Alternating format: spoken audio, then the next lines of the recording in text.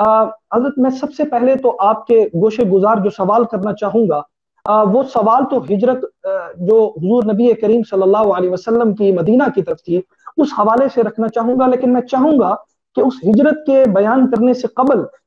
اس ہجرت جو کہ مدینہ منورہ کی طرف ہوئی، اس ہجرت کرنے کی ضرورت کیوں کر پیش آئی، اور ایسے کیا حالات پیش آئے کہ حضور نبی کریم صلی اللہ علیہ وسلم کو اپنے شہر، اپنے گھر بار اور صحابہ کرام رضوان اللہ تعالی علیہم اجمعین کو اپنے گھروں کو چھوڑ کر مدینہ کی طرف جانا پڑا؟ میں چاہوں گا اس حوالے سے اپنے خوبصورت خیالات سے مستفیض فرمائیں۔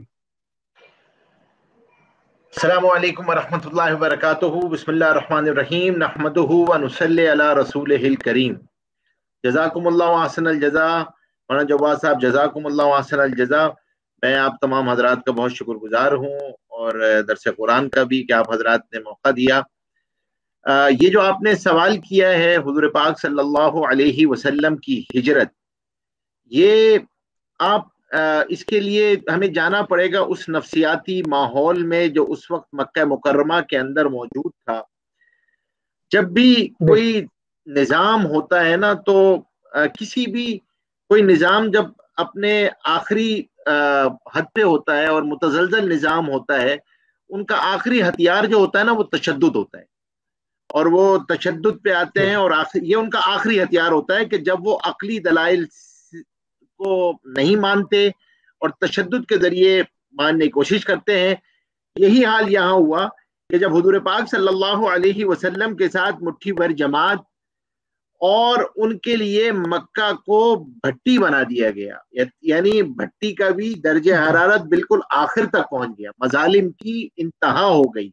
انسانی برداشت سے باہر ہو گئے، اور قریش جو ہے وہ انہوں نے تمام چیزیں اپنا لی۔ اب جو ہے وہ راہ نجات نکلے تو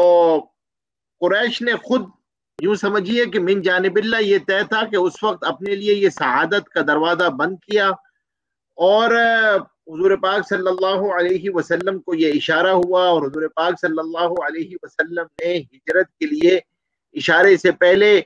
آپ کو معلوم ہے کہ اس سے پہلے جو ہے وہ بیعت ہوئی ہے، اور مکہ مدینہ والے تو حج کے لیے آیا کرتے تھے، حضور پاک صلی اللہ علیہ وسلم دعوت کے لیے تشریف لے جایا کرتے تھے، اور دعوت کا معمول یہ تھا کہ حضرت ابوبکر صدیق رضی اللہ تعالیٰ عنہ مینا میں ساتھ ہوتے تھے حضور پاک صلی اللہ علیہ وسلم کا۔ اب جو ہے وہ یہاں پر دعوت دی ہے، اور مدینہ کے افراد نے اسلام قبول کیا ہے، اور پھر اس کے بعد آخری بیعت عقبہ جو تقریباً 13 ذی الحج کو حضور پاک صلی اللہ علیہ وسلم نے یہاں پر کی، تو اس کے اندر کوئی جو افراد موجود تھے ان 70 سے زیادہ افراد ہیں، مرد ہیں، اور اس کے اندر 2 یا 3 عورتیں ہیں۔ اب ان تمام نے جو ہے وہ بیعت کی ہے حضور پاک صلی اللہ علیہ وسلم پر۔ تو حضور پاک صلی اللہ علیہ وسلم تو یہ تو اندازہ ہو گیا تھا کہ جب معراج کے موقع پہ ایک روشن مستقبل کی آپ کو اشارہ دیا گیا تھا، تو یہ پتہ چل گیا تھا کہ اب باب ہجرت تو کوئی نہ کوئی ہوگا، لیکن ہجرت کہاں ہوگی؟ پھر بعد میں آہستہ آہستہ یہ کھلتا کیا کہ دار الہجرت جو ہے وہ مدینہ ہوگا، اور پھر یہ بیعت عقبہ کا خود بخود اس طرح بن جانا اور اس کی بیعت ہو جانا۔ تو اب یہاں پر حضور پاک صلی اللہ علیہ وسلم نے طے فرمایا، ہجرت اس سے پہلے بھی ہوئی ہے، ہجرت تو حبشہ میں بھی ہوئی ہے، اور حبشہ کے اندر 2 ہجرتیں ہوئی، لیکن یہاں پر بیعت عقبہ کے بعد، اور جب بیعت عقبہ ہوئی ہے تو اب یہاں پر مکہ کے مسلمانوں کو حکم دے دیا گیا کہ اب ہجرت کا حکم دیا کہ اللہ نے تمہارے لیے بھائی پیدا کر دیے ہیں، اور ایسا شہر جو ہے وہ فراہم کر دیا ہے جہاں تم امن سے رہ سکتے ہو۔ تو اس کے بعد جو ہے وہ ہجرت شروع ہوئی ہے، اور ہجرت پہ لوگ مسلمان جو ہے وہ سلسلہ شروع ہو گیا تھا، اور کنبے جو ہے وہ جانا شروع ہو گئے تھے۔ خاص طور پہ جو ہے وہ مختلف خاندانوں کے بارے میں جو ہے وہ اصحاب السیر نے ذکر کیا ہے کہ ان حضرات نے حضور پاک صلی اللہ علیہ وسلم سے پہلے ہجرت کی ہے، اور لیکن یہ جو ہجرت ہے نا، یہ یاد رکھیے گا کہ یہ ٹیمپریری ہجرت نہیں ہے، کہ آپ تھوڑے دنوں کے لیے گئے اور کہیں پہ جو ہے وہ آپ کا پھر آپ نے واپس یہ ہجرت وہ تھی جہاں آپ سب کچھ چھوڑ کے جا رہے تھے، سب کچھ چھوڑ کے جا رہے تھے. آپ نے اپنا مکان چھوڑا، قبیلہ چھوڑا، گھر والے چھوڑے، رشتہ دار چھوڑے، مال و دولت چھوڑا، سب کچھ چھوڑ کے، اور یہ پتا تھا کہ واپس آنے والے نہیں ہیں، ملنے والا نہیں ہے. یعنی اس وقت تک تو اسی یقین کے ساتھ گیا کہ کوئی ملنے والی کوئی چیز نہیں ہے، کوئی چیز واپس آنے والی نہیں ہے. لیکن کیونکہ اللہ کا حکم آ گیا ہے، کیونکہ حضور پاک صلی اللہ علیہ وسلم کا حکم آ گیا ہے، کیونکہ ایمان بچانا ہے یہاں پہ، اب ایمان بچانے کے لیے جو ہے وہ یہاں پر ہجرت ہو رہی ہے. اور اب حضور پاک صلی اللہ علیہ وسلم نے حضور پاک صلی اللہ علیہ وسلم نے اپنا مقام دعوت نہیں چھوڑا ہے. حضور پاک صلی اللہ علیہ وسلم مکہ میں موجود رہے ہیں، وہ اذن الہی کے ابھی منتظر تھے، ہاں، کہ مسلمان یہاں سے نکل جائیں. اور کیونکہ مسلمانوں کو قریش نے ابتلا میں رکھا ہوا تھا، ان کا ایمان آزمائش میں تھا. اچھا، حضور پاک صلی اللہ علیہ وسلم کے خصوصی رفقا ساتھ ہیں، حضرت ابوبکر صدیق رضی اللہ تعالیٰ عنہ موجود تھے، ان کے گھر والے بھی موجود تھے، حضرت علی کرم اللہ وجہہ جو ہے وہ موجود تھے. تو یہ جو ہے نا یہ حالات ہیں جو ابھی ہجرت کے بن رہے تھے. اب میں آپ کو اس کے ایک سیکنڈ سٹیپ پہ لے کے جاتا ہوں کہ جب یہ ہجرت کے حالات بننا شروع ہوئے تو یہ چیز جب مسلمان جانا شروع ہو گئے اور قریش والوں کو پتا چل گیا کہ مسلمانوں کو ایک ٹھکانہ مل گیا ہے اور وہ مدینہ جا رہے ہیں، تو اب ان کے ہاں جو ان کا مشورے کی جگہ تھی نا، اسے دار الندوہ کہا جاتا تھا. یوں سمجھیے کہ پبلک ہال تھا جہاں پہ سارے قبیلے کے سردار آ کے بیٹھ کے مشورہ کیا کرتے تھے. تو وہاں پر وہ لوگ جمع ہوتے ہیں اور جمع ہو کر مشورہ کرتے ہیں کہ دیکھو یہ سب لوگ جا چکے ہیں اور قریب ہے کہ محمد صلی اللہ علیہ وسلم بھی ہمارے ہاتھ سے نکل جائیں گے اور ہمارے دائرے اثر سے نکل کے قوت پکڑ لیں گے. تو وہ لوگ اب جمع ہوتے ہیں اور کہتے ہیں کہ کوئی کارروائی کرنی چاہیے. تو اب یہاں پر جو ہے یہاں پر کیا کہتے ہیں، یہ اعتراض ہوتا ہے کہ بھائی یہ تو صحیح نہیں ہے، کیونکہ ان کے ساتھی اور زور پکڑ لیں گے، مدینہ میں ان کے ساتھی ہو چکے ہیں، وہ انہیں نکال کر لے جائیں گے، تو کوئی اور تدبیر سوچو. ایک اور رکن مجلس آتا ہے،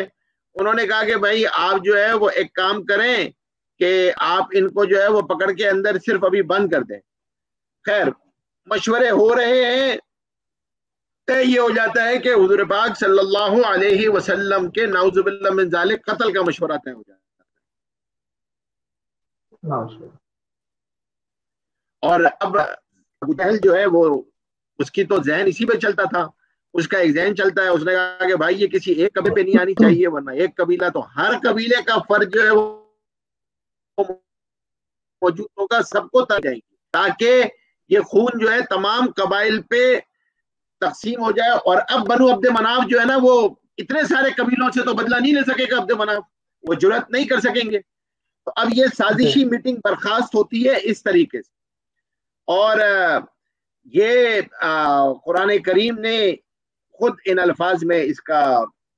قرآن کریم نے ذکر کیا ہے، اعوذ باللہ من الشیطان الرجیم وَإِذْ يَمْكُرُ بِكَ الَّذِينَ كَفَرُوا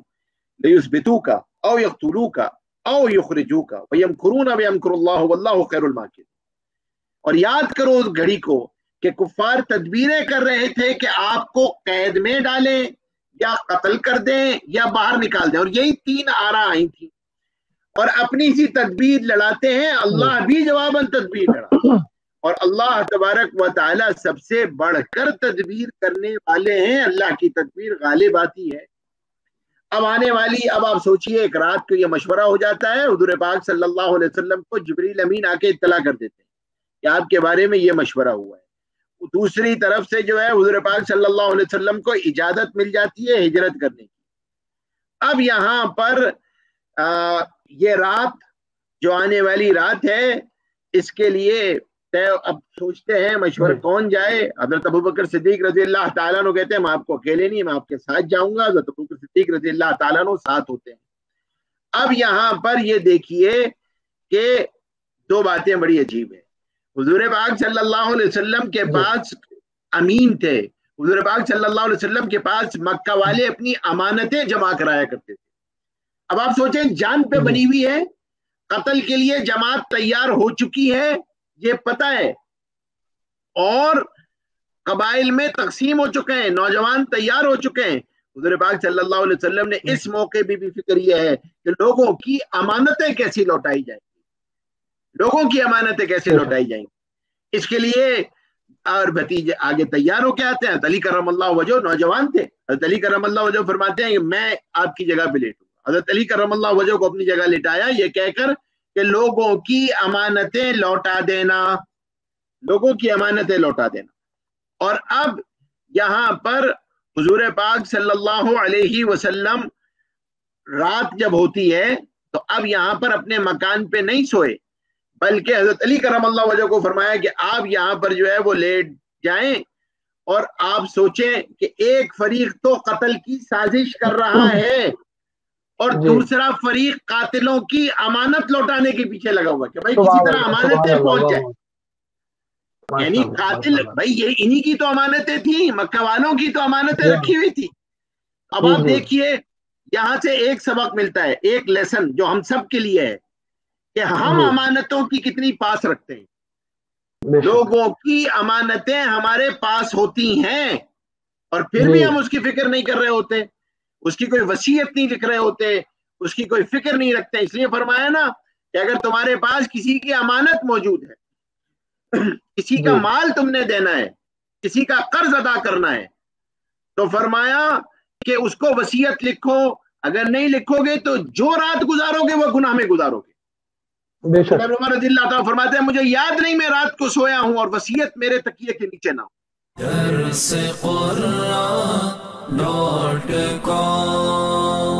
www.darsequran.com